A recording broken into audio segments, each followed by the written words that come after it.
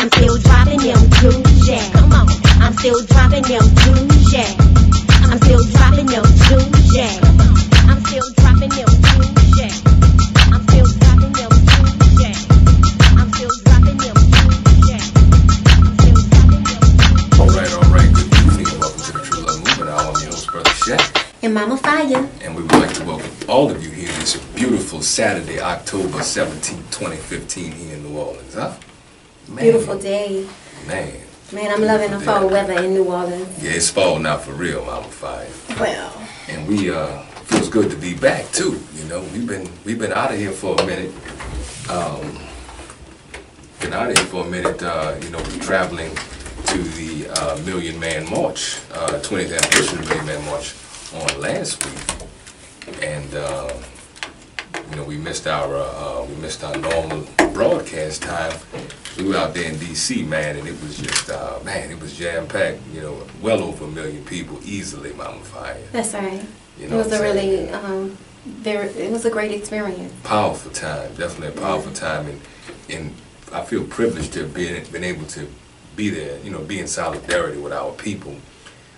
You know, because I did not attend in '95, so you know it was really fantastic though, man. And of course, with the amount of people out there and the noise and just at one time I think they broke the internet or something. Couldn't even get on there and you know couldn't post or tweet or do anything for a long period of time, and you know phones were dying, but spirits were high out there with our people, Mama Fiyah. Yeah, that's right. It was, you know, a show of solidarity. Mm-hmm. You know, strong solidarity. I saw some beautiful people out there. Good energy. It was older people, younger people, much younger people. Right. You know, and it was amazing to see that they were passionate. Right. You know, about this time. So, yeah, I can't wait to dig in. They were ready for sure. Yeah. I mean, and this week, you know, hadn't let us down either. You know, had a really powerful week. We did. With the over at with Dillard, well, first did the night out against crimes. You know, we had a chance to make it out there to those in the 7th Ward and also in the Desire. Yeah, shout out to Amaru Scholars. Definitely, shout out to them. Community Homeschool Scholars, because they did the RBG pledge. Right. As well as sang Lift Every Voice and Sing. They held it down. They did. It was really beautiful. Right on, right on. And that was the one right by the station at Stallings Park. Stallings, 7th Ward Zone, that's right. It's good to see all those people there. You know, our people rallying around this park. You know, the park is ours. This is our neighborhood, and we should be doing beautiful things in it. There's a gardening club happening over there. There's football, cheerleading. You know, it's a good park for our community, and so keep supporting the parks that we have in this area, as well as, you know, night out against crime, against violence, against black on black aggression. You know, against all those things. We need a safe place for our children and for adults as well, just to relax at Stallings Park. Definitely, that echoes to what the brother Glenn Jones of Data News Weekly was saying, that, you know, this is a park that's here in the neighborhood, that if our people intend to continue controlling the park and what happens in the park, they have to be a part of it. They have to come out on a regular basis, not just for that particular special occasion, but on a very regular basis. You know, shout out to Baba Peter Muhammad Haroon for his work with the youth and the agricultural piece of all of that, man. I mean, and he, you know, we were just over there hanging out for one of my son's birthdays, and we met Baba Peter over there. He was just over there tilling the ground, the soil for the garden, and so scooped them up for the gardening club. You know, we don't have to go different places. We can go right here in our neighborhood. And uplift the space that we have, you know, that this green space. Don't, you know, people get a little confused and think green space is white space. You know what I'm saying? Say that again, Mama Fiyah. People get confused and say green space is white space. Green space is white called space. It something, and they've coined a term. You know, but we need our own space. Don't take anything from us. You know, we've had enough taken from us. We need nothing taken from us.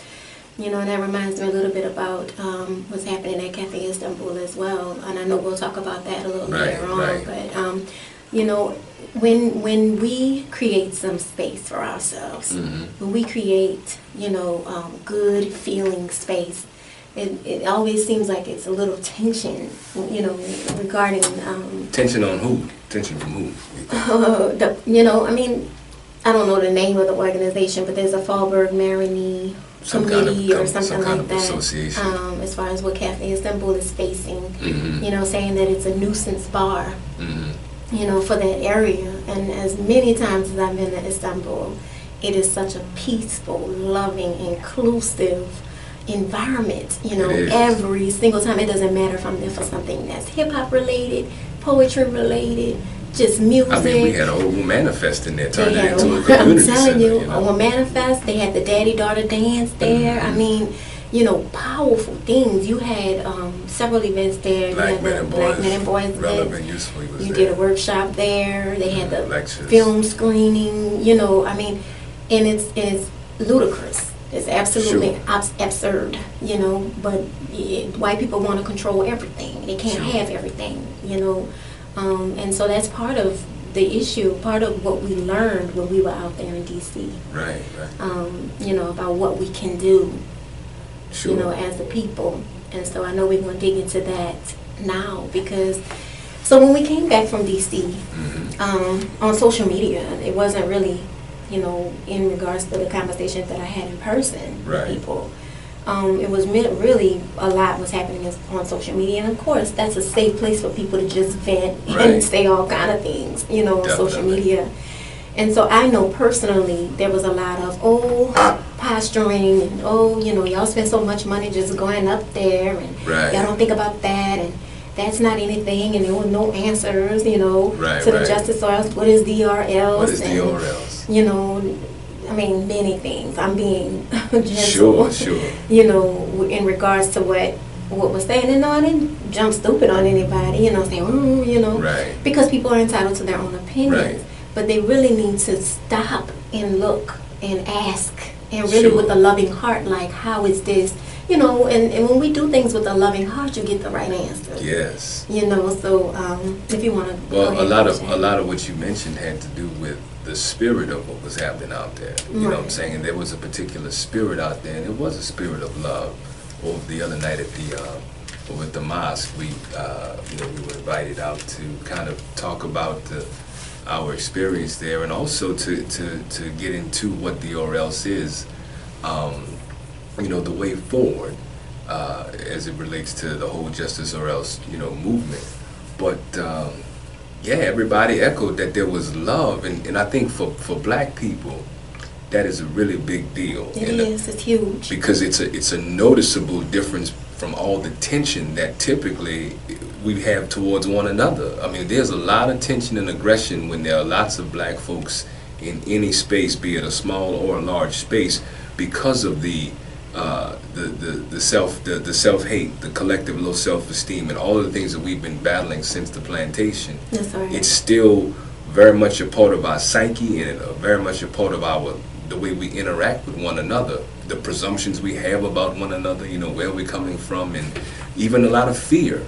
Yeah. You know, it's like a vulnerable thing. It's interesting that for people who are alike, in under the same condition, to be in a place and still, you know, we talked about that here on the True Love Movement Hour before, Mama Fiyah. Oh yeah. To feel, you know, to feel like they're radically individual, that even though you're among all these black people that have the same condition and suffering in the same ways, you tend to feel like you're the only one there like that, you know what I'm saying, and you don't feel the connection and akin to your own people. You know, it says that, and of course that's what I felt and heard as, you know, I was reading all of these comments and things.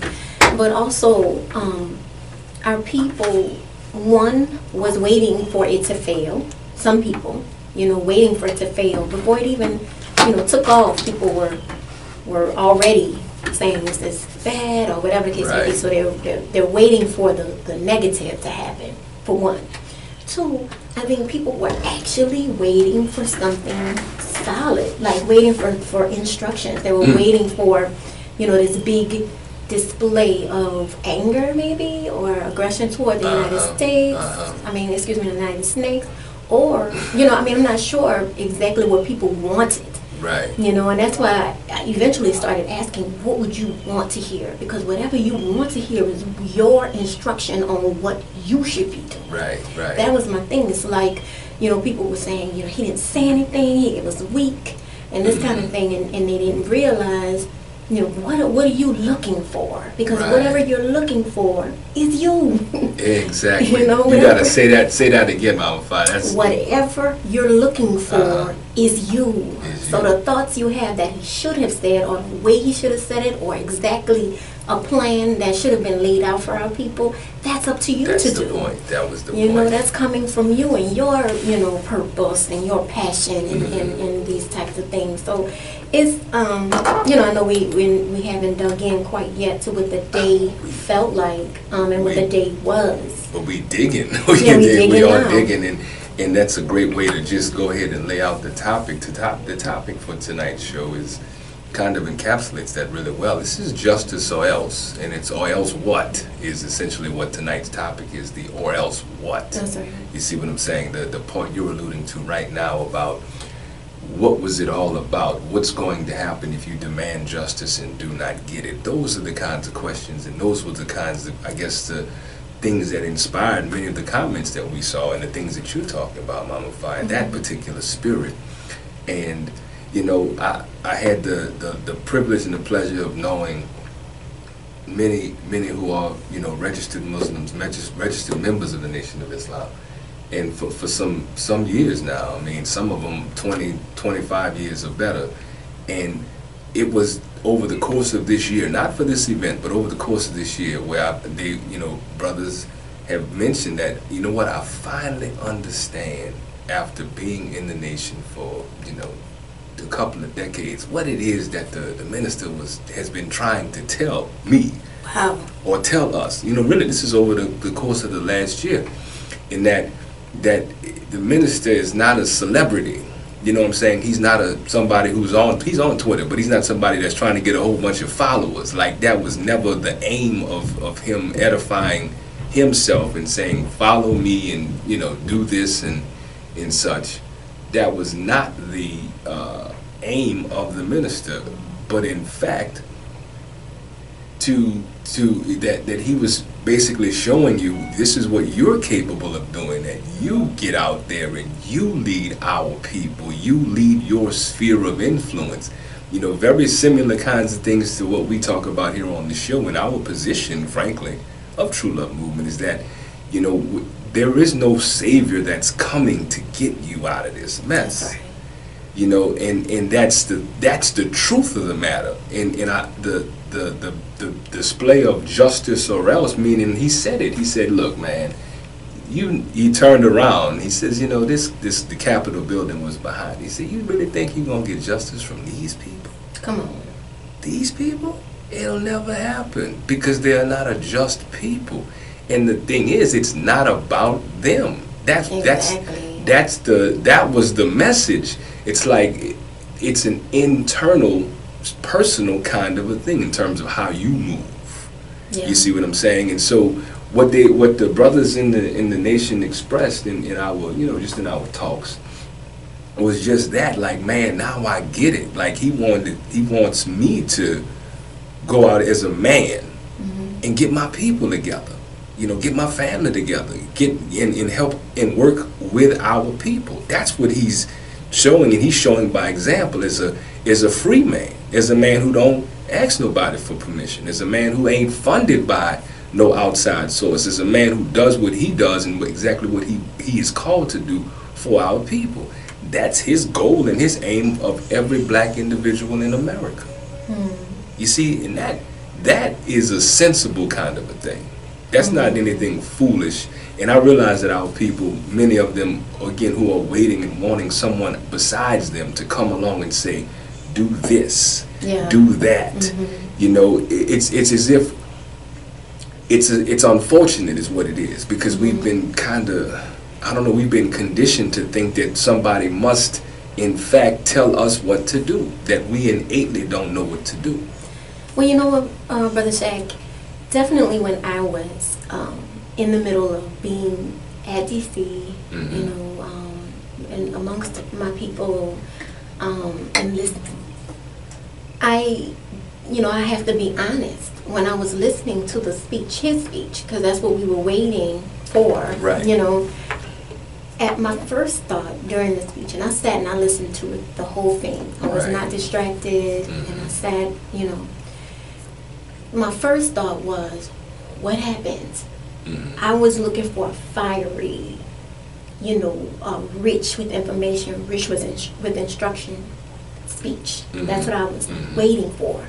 And so when I didn't get it, I really had to think about what I was feeling in the moment. Right. Because I was feeling a little let down. I was feeling like, this whole gathering was why were we there?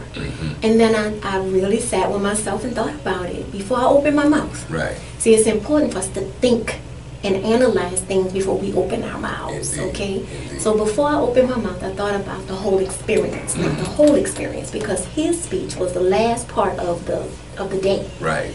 They had so many speeches, that people who came up from so many different facets of life in the United States. Of non-black people, right? Non-white people, I'm sorry. Non-white people. Right. So I got a chance to, see my Native American fam that I had not seen in 10 years. Right, right. 10 or more years. I got a chance to see Chief Longwalker and Warrior Woman, and it just set my heart, like firecrackers. Like, there they are. Right. They're serious and sovereign in the Los Angeles mountains. When I tell you serious, it's serious with them. Right. And then Latin Americans, Native Americans from different tribes. They had, Mexicans, Dominican Republic, people from the Dominican Republic, people from Haiti, and all of them were standing for justice for us. Right. For us as black people, because, and then us for them as standing up for themselves. Now that's power, right? That's a huge display of power that had nothing to do with Islam, and nothing to do with Christianity. Nothing to do with this is serious. This is no game. And if you were there, you felt it. These were the fiery speeches. You had fiery speeches from all these different facets of life. The little sister, I need to get her name, that kind of like hosted our MC thing. Right. Just a strong, young sister, with all kind of messages for us.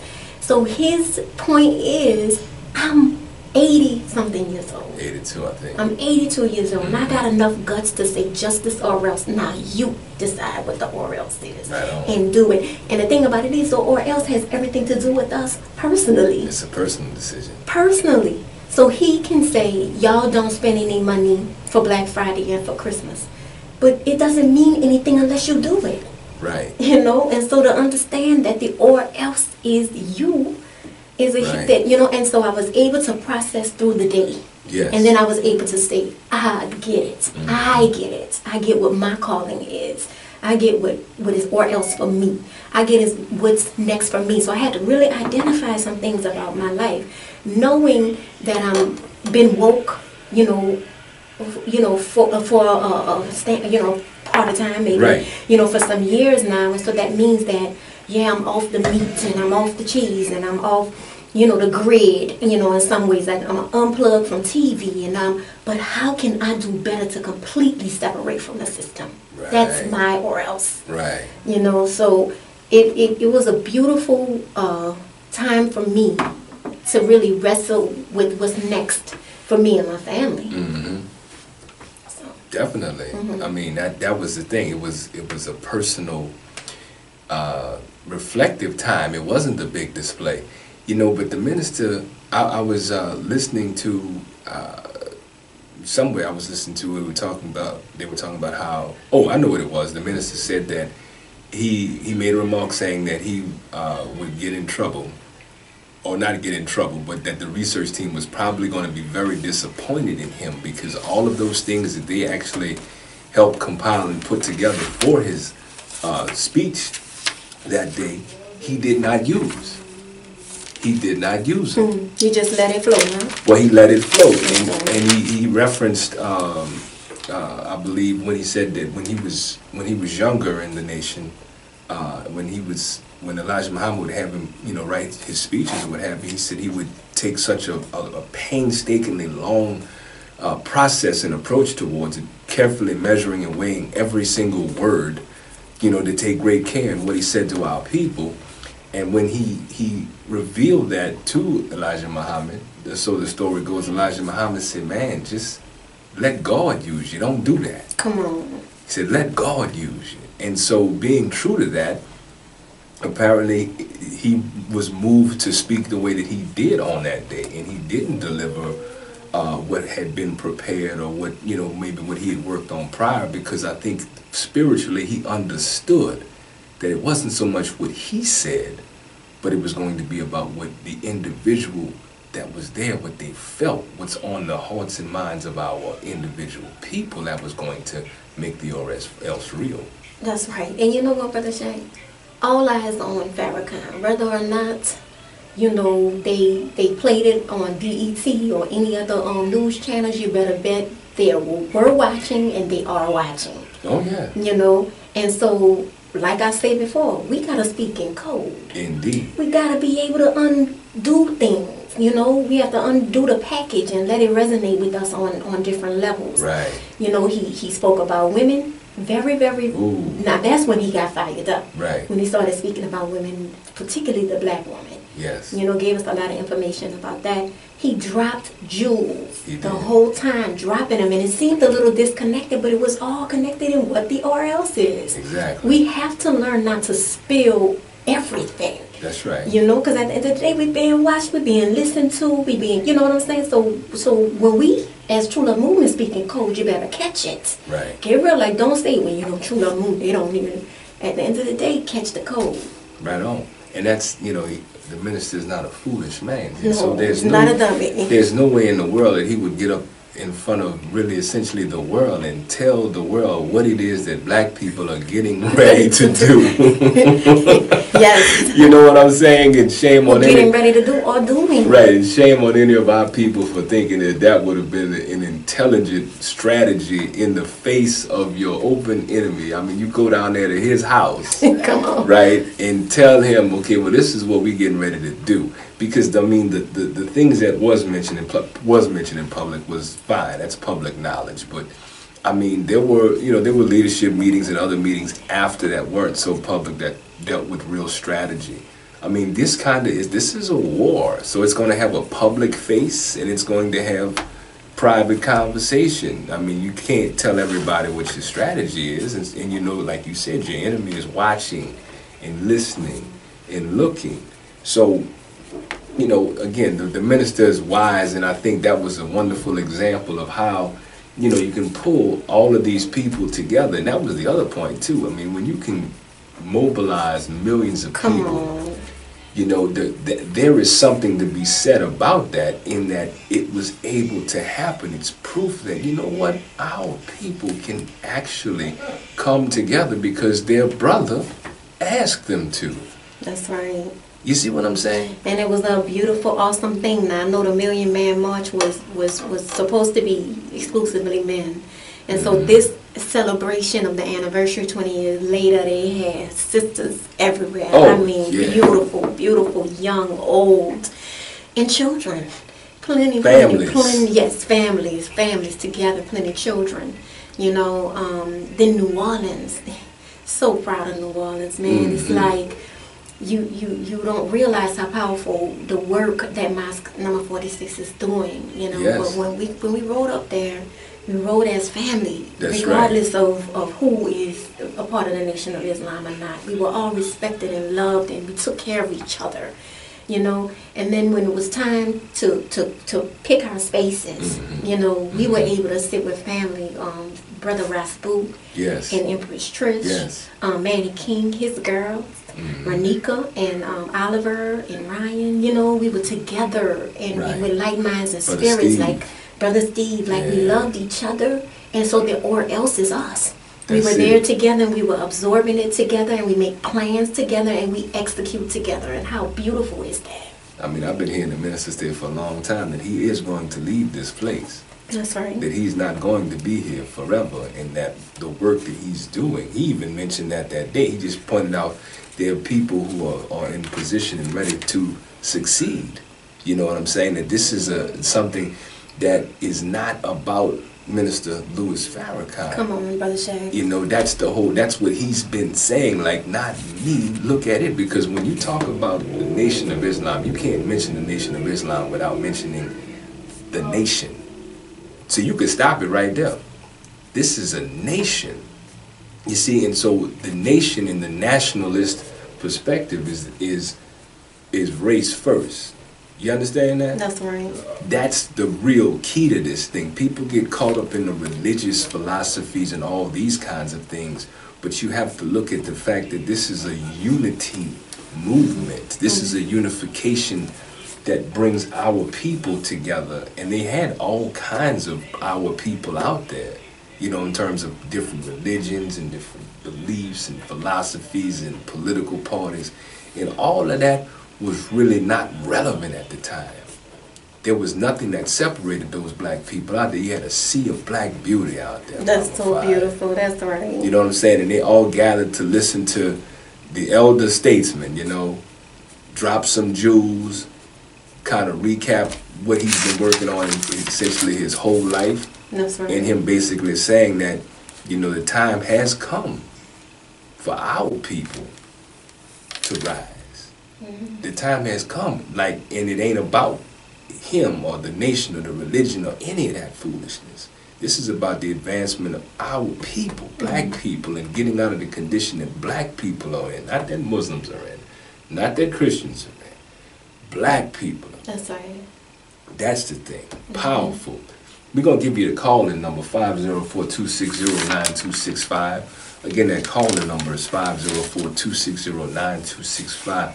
Call in and build with us. If you went out to D.C., if you took the trip, if you had a different perspective, if you had a different take on it, you know, if you want to just, you know, shout out any of your people who were there, give us a call at 504-260-9265. I mean, this is your show. This is the True Love Movement Hour. So, you know, we want to extend that to you because, I mean, the opportunity now on today's call, as a matter of fact, there was a national conference call today led by Minister Willie Muhammad of Mosque number 46, a national call. All right. And what it dealt with the so-called the or else, or the way forward.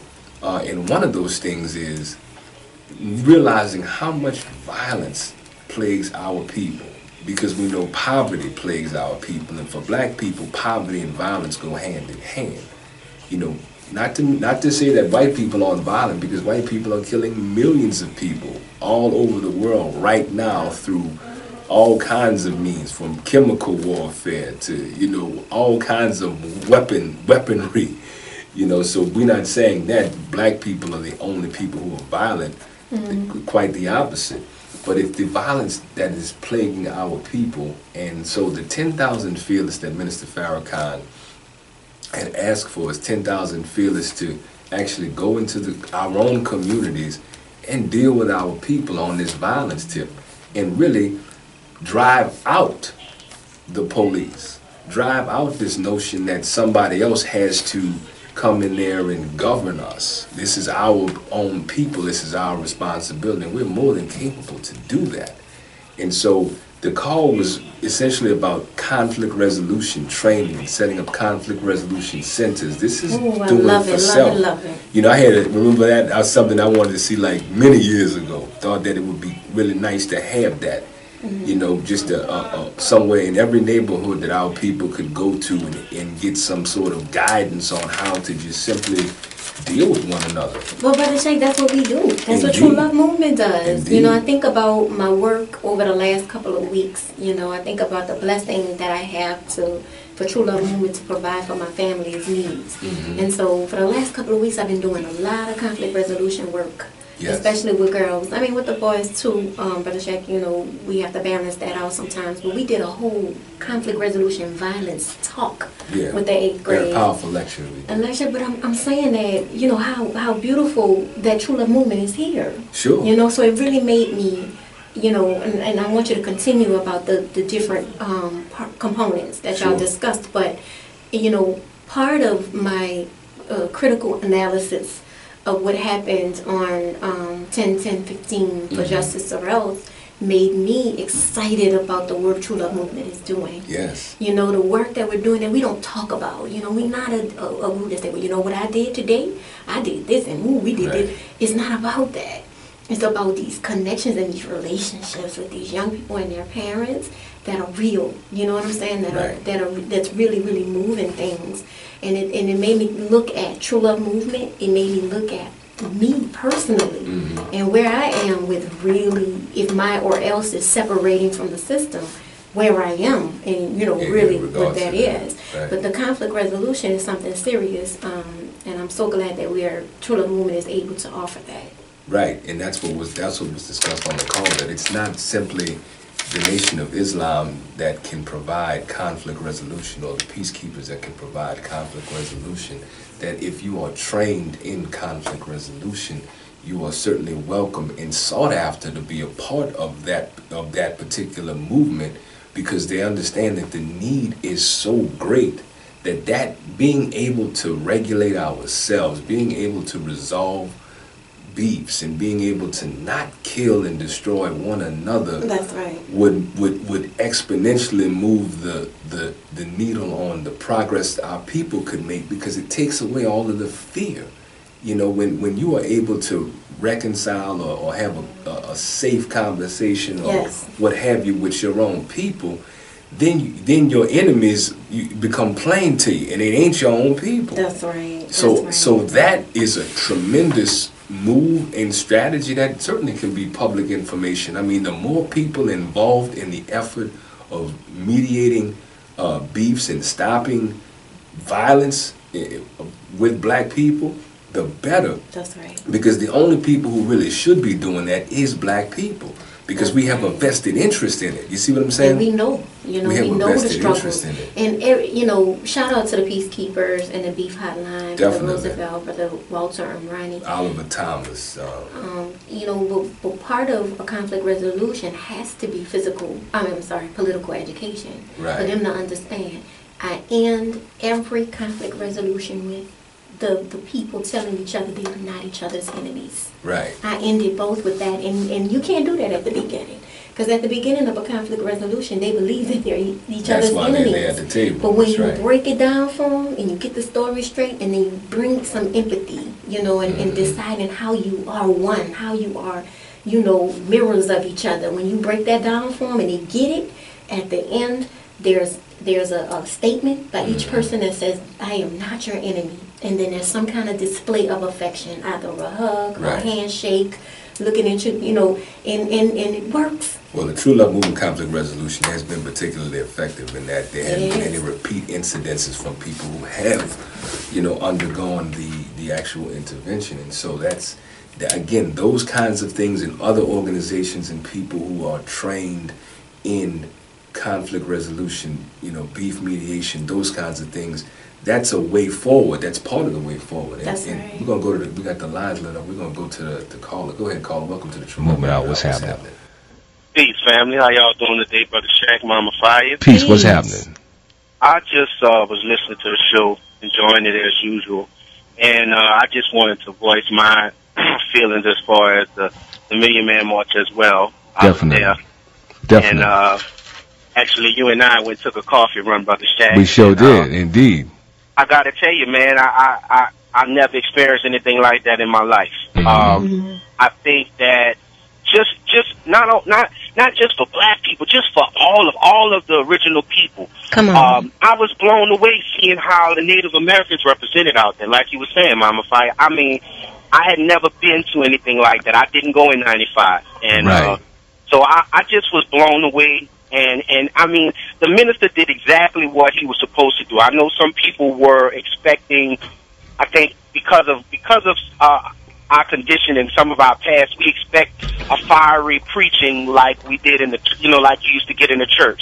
But sometimes that's not what the mission was about. He dropped jewels along that speech. And if you were really paying attention, you would have picked up on some of it. Some of us may have not. Right. But I mean, y'all said it all. It's really not much I can say. Y'all said it all. He basically was there, and he's been here all these years to make us understand that we have to do it. his job isn't to do it. It's just to make us see the potential in the God in us, Right. Yes. and do it for ourselves. Indeed. So, Indeed. No, I was just amen to what you're saying, brother. Right on. Yeah. I mean, so I I was so caught up. I was out there with the intention, I'm gonna take all these pictures, and I was so excited. But brother, when I got out there, I mean, we were so taken away. I couldn't even focus on that. I really just wanted to take in the family and see how all of these beautiful people coming together. I didn't see not one argument. Right. I didn't see not one. I mean, everybody it was just love. Man. I have never experienced that. Right. Yeah, just to be in there to get that energy. I mean, well, you're going to be around 1 million or so black people. I mean, how often is that going to happen to you in your lifetime to say, I had this experience and, I was black as far as the eye can see, and it was love as far as the eye could see as well, And I mean, I saw Latin Americans, I saw South Asians, Yes. South Pacific Asians. I mean, just the list goes on. And, it's funny because I know that there are going to always be people who come and say, oh, well, what was it about? All of the naysayers, who most of them probably weren't there, because Right. anybody who has any kind of consciousness or love for themselves, who was out there, I don't care what your religion was, if you were out there, you were moved by it. Indeed. So most of the naysayers, they couldn't have been out there. Right. Or maybe they weren't or not particularly active in the work of resurrecting our people. True indeed. You know what I'm saying? Like there's a lot of folk that they got opinions on everything, but they're not organizing 1 million people. You're not trying to sincerely, stop the beefs and elevate our people economically. Like we understand that, and I think unfortunately sometimes their voices are a little bit louder than the people who are actually doing the work because they're too busy doing the work. You know what I'm saying? True indeed. True indeed. To really stop and fuss about what ain't happening. But yeah, brother, you right, man. You right on. Right on. And he didn't. I mean, going back to the dropping as far as him saying, okay, we're going to do A, B, and C. We're going to do this, we're going to do that. I guess like some people were expecting. I didn't expect that. Like you said, at the Art of War, I'm not going to go and I'm not going to tell you everything I'm going to do right in front of you.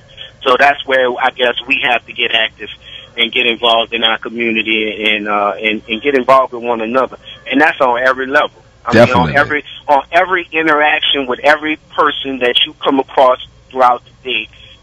That's been on my mind. I'm trying to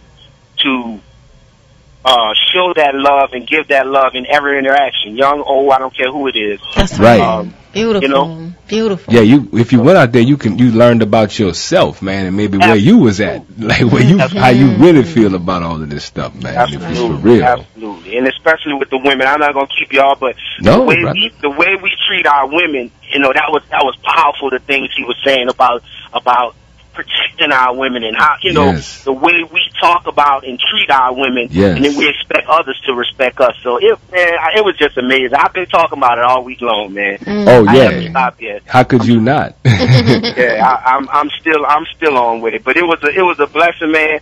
I enjoyed myself. I also was very proud of New Orleans because I felt like, man, my showed up. Yes. They stepped up, and as usual, man.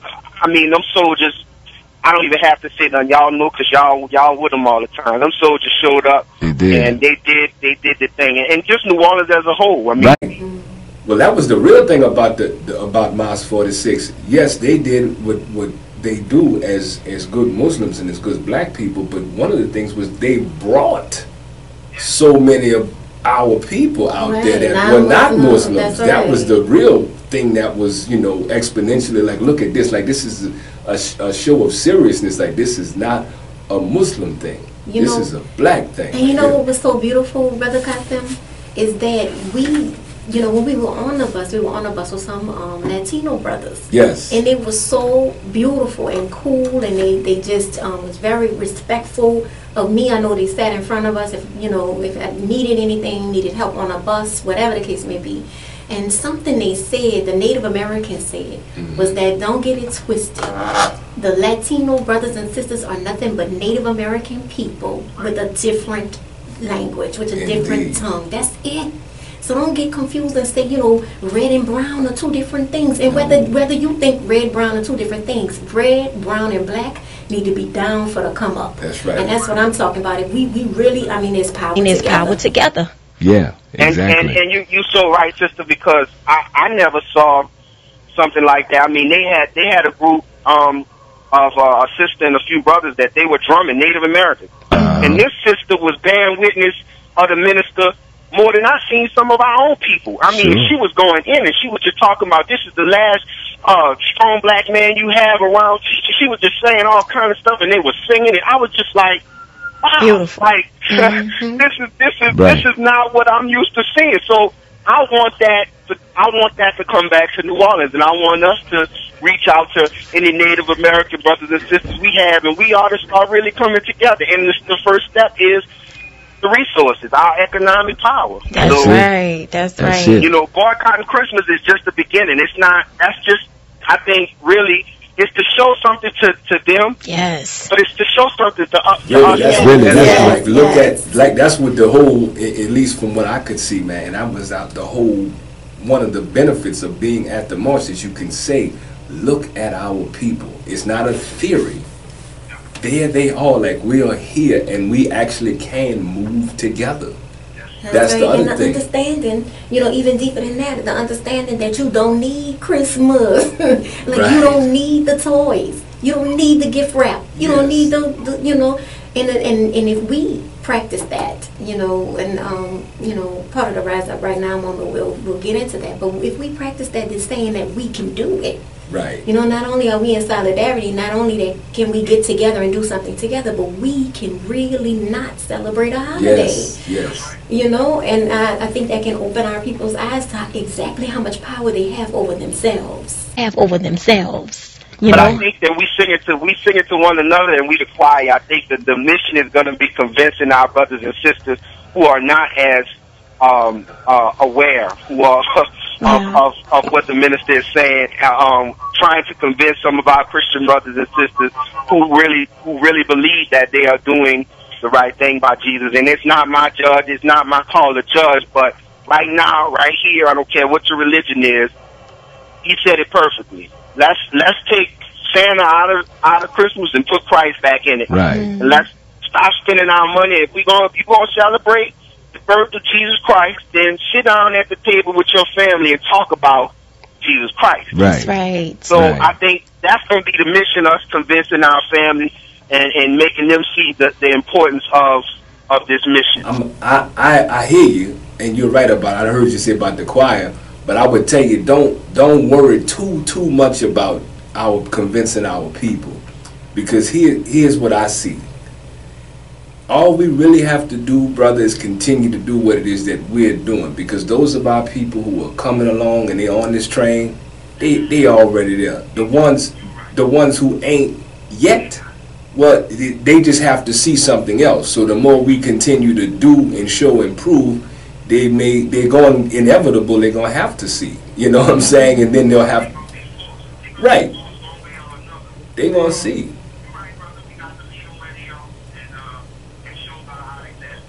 That's right.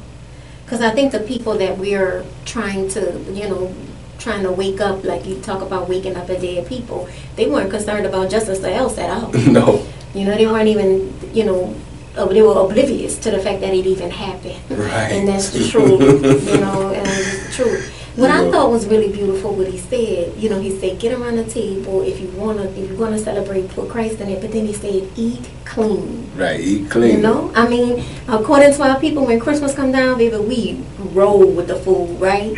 And you know what I'm saying? We do macaroni and cheese, we do gumbo, we do, right, turkey, ham, all these different things, stuffing, crab dressing, all this stuff.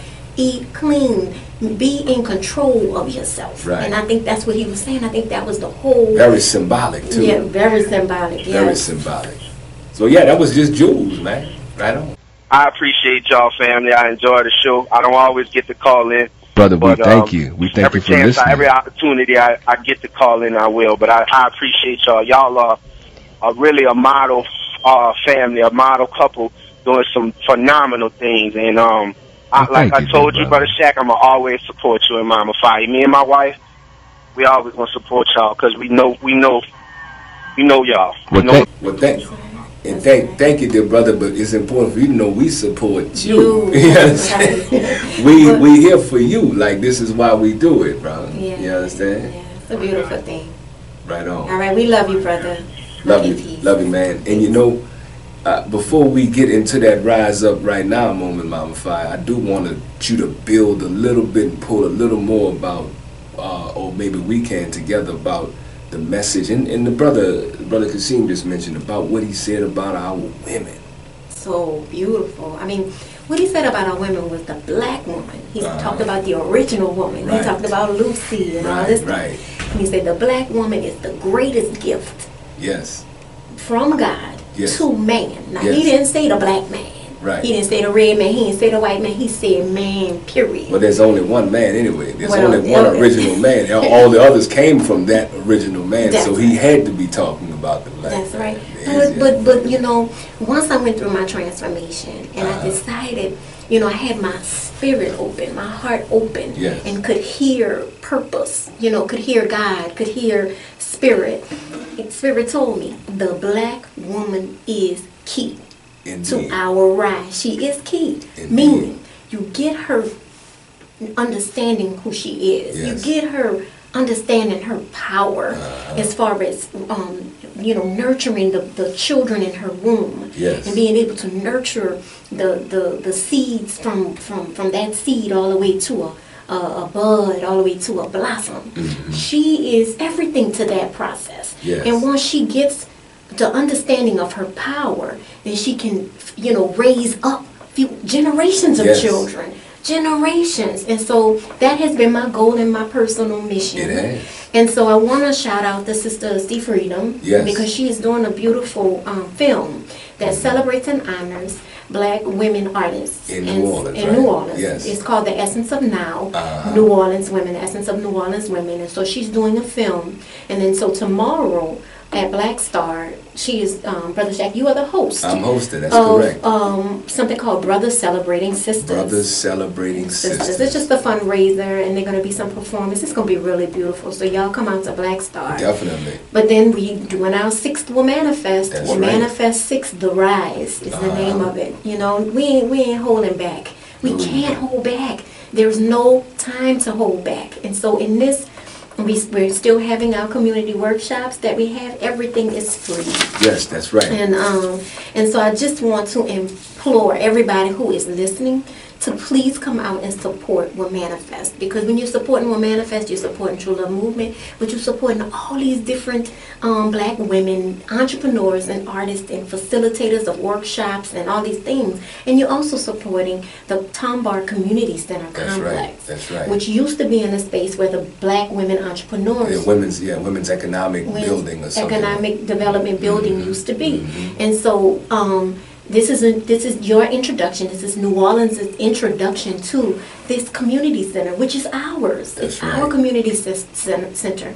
So please, between the times of 12 and 7, y'all come on out. From 12 to 4 are free workshops. And Brother Shaq, you're going to be doing a phenomenal workshop That's on right. fixing New Orleans schools. Wrong with New Orleans schools. I mean, this is not a game. So the minister fired me up.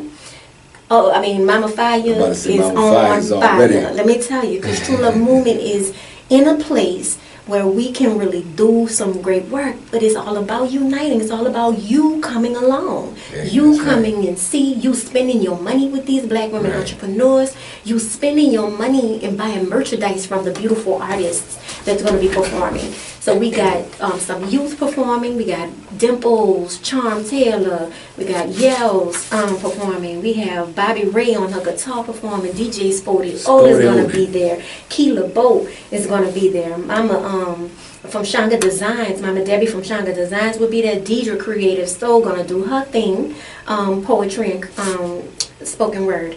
We're going to have Happy Village there. Mama Radrina of Afro-D Honeycombs is going to do the practical sewing 101. She can only take 10 participants, but bring 2 or 3 yards of fabric and a spool of thread at 12 p.m. and y'all come on and get these jewels being dropped. There's an introduction to grant funding flowchart with Mama Deidre, Deidre Creative Soul. We got an Honoring the Sacred Womb workshop with Mama Nicole from Sister Midwife Productions and Sister Shamette. There's Brother Shack's doing his Fixing New Orleans Schools. And then there's also the Will Manifest Clothing Swap, which has really gained a lot of momentum. So anyway, we are celebrating Black women and we're uplifting and empowering them. So please come on out tomorrow to the Essence of New Orleans Women fundraiser at Black Star. And then next Saturday, Will Manifest The Rise is at Dunbar Community Center on 1689 North Claiborne. Right near the Huntersfield. Right by Huntersfield, and from 12 to 7. Thank you, Brother Shack, for giving me time. And that was an important and powerful, I mean, that is the rise up right now. That is the rise up right now moment, because, and I want to implore for our brothers, we also, you may not be fully aware of it, but Will Manifest 6, as this is the 6th one, and it's happening on the same, essentially the same Saturday as our Man Up March took place last year, where we commemorated here in New Orleans the 19th anniversary of the Million Man March, where we gathered about 1,000 black men together here in New Orleans to commemorate that and in support of what the minister is saying and what we're all understanding about the value of the black woman. The black man, all capable and able black men here in the city of New Orleans are asked to come down to Will Manifest. Come on, Brother Shack. You understand? To come down to Will Manifest, spend some time there, bring your own children, bring your family there and have them witness this. Yes. But to not just enjoy it, participate in the workshops, but also to mainly support financially. We have to put our money behind our cause and support our women, but support these black women entrepreneurs because they are doing for self. They're not going to our enemy or anybody else asking them to give them a chance or to give them anything. They're creating for our people something, and it's imperative that our black men financially back these sisters and show them that they're valuable by spending your money with them. That is a critical thing. Not just saying, hey, you know, you're doing good, I'm proud of your sister. That feels good. But you have to spend money because light still costs money until we can get all the way off the grid. And when you support a woman, you support the nation, you support the black nation. Because out of every woman comes a nation. That's important. And that, so the black men here in New Orleans are asked to gather at the Tomball Community Center, 1689 North Claiborne. Next week, next Saturday, there'll be a Facebook event about it just to remind the brothers, because we know our brothers are busy. We also know that brothers don't always have money. I mean, New Orleans has a 52% unemployment rate for black men. So we understand that. So your presence means a whole lot. And, brother, you can carry a table, help a sister set up a merchandise, open a door, do something, contribute in a way that lets the woman know that black woman, we love you, because that was the sisters that were there telling us, black man, we love you last year. That was the sisters. Black man, just because we showed up, just because we gathered here in New Orleans, 1,000 black men, the black women, the mamas, the sisters, and the daughters, they showed up and they said, you know, black man, we love you. So it's our turn to show our sisters what we think about them on tomorrow first, at 3 o'clock at Black Star. But better yet, come at 10 o'clock. Or come at 1 o'clock, because there's the Soulful Vegan Brunch over there. Sister Shamette is doing that. Diasporic Healing. Yes. And it's going to be phenomenal. And it's a special Black Love edition tomorrow in conjunction with Mama C Freedom's fundraising project. So there's so much Black love right here in our city at Black Star, 800 Belleville Street in New Orleans on the West Bank tomorrow. And that's the first way you can support sisters. And then for Will Manifest on next Saturday, we're going to do a live broadcast there, so you can come out and get on the radio. But don't just get on the radio. Come out and support these sisters. It's beautiful. This is the 6th one. If you have been to any one of the 5 Will Manifest, you know what it is. You got to come see that. It's a beautiful feeling. As we draw this thing to a close, there's a couple of announcements. The phone lines are lit up, and we're going to get to those callers here in just a second. I do want to mention, I was asked to mention that the or else part of it, which we did not really get a chance to get all the way into, is essentially 9 ministries. There's a spiritual ministry, there's the Ministry of Agriculture, the Ministry of Arts and Culture, the Ministry of Defense, the Ministry of Education, the Ministry of Health, the Ministry of Information, the Ministry of Justice, the Ministry of Science and Technology. These 9 Trade, Ministry of Trade and Commerce. These 9 ministries are part of the Way Forward focus, which is really what the RLs is.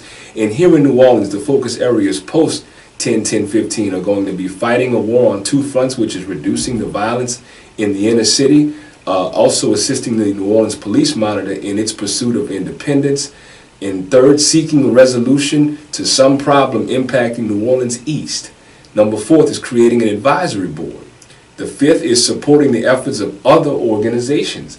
And 6th is an economic boycott, Black Friday and of course Christmas. So this is called Redistributing the Pain, the Economic Boycott Strategy meeting, and that will actually be held on October 21st at 8 p.m. at 4201 Diamond Road, which is Muhammad Mosque, New Orleans, Louisiana 70126. Fighting the war on 2 fronts right here in New Orleans. So without further ado, we're going to go ahead and get our caller. Call's been holding. Thank you, caller. What's happening? Hey, God bless you. How you doing? Peace. What you say, God dear bless brother? you, Brother Eric. Good talking to both of you. It sounds like you had an exciting time there. I just have one concern. I know we talk about alliances with Hispanics and Indians, Native Americans, but I think that alliance has to be one of respect, and I don't really see that respect coming towards us from Native Americans and Indians and Mexicans. I know in Mexico, Memín is a very popular cartoon character in Mexico, and is very racist towards the African and African American peoplehood. Sure. So Vicente Fox was a president of Mexico. He made some very racist statements towards African Americans. In Chicago, blacks complained that Mexicans get a lot of the contracts and job opportunities in the Chicago school system and the airport, but they aren't reaching out to assist us in our plights. That's right. Native Americans have a history of denying African Americans their Native American blood because they want to prevent them from getting proceeds from the government, also from the casinos proceeds, by denying their heritage of being Native American. So if we are to have relationships with these 2 groups, it must be one of respect. Definitely. And again, it has to be a 2-way street. It's always us reaching out towards others while they get in front of us and we're still left behind. So that's my main concern about these alliances, these particular groups. Very good point, Brother Eric, indeed. Very good point. But I will say this, as all people that are being oppressed in so-called minority... When they mentioned that they mentioned their presence in the United States being Indian and Native American and Mexicans, well, research shows that the Africans came to the Americas before the Native Americans or the Mexicans were even here. But they didn't mention that. Yes. And to me, that's not a sign of respect. So that's my main concern about these alliances here. Well,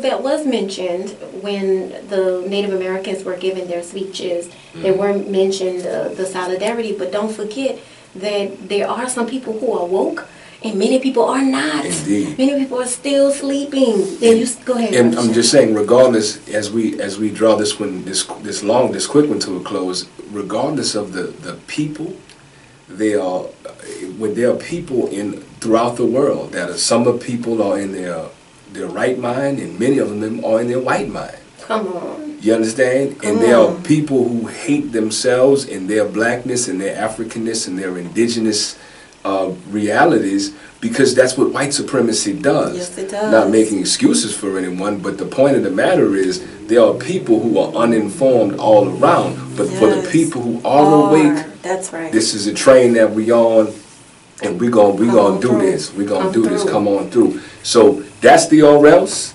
This is Brother Shaq. And Mama Fiyah. For the True Love Movement Out, we're going to see you tomorrow at Black Star. We're also going to see you tonight at Black Star if you come on through. What is happening? The Melanation, Black Nation building. Yes. Today with the 2 beautiful, the couple, the Black Love couple.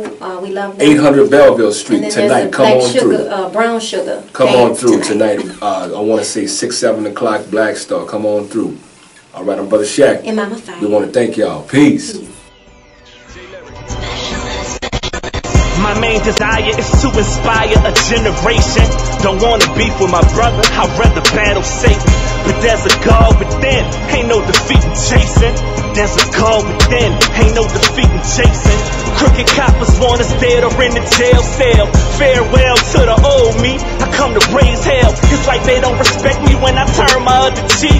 Maybe they'll respect me if I knock them off their feet. And holding political positions is so obsolete.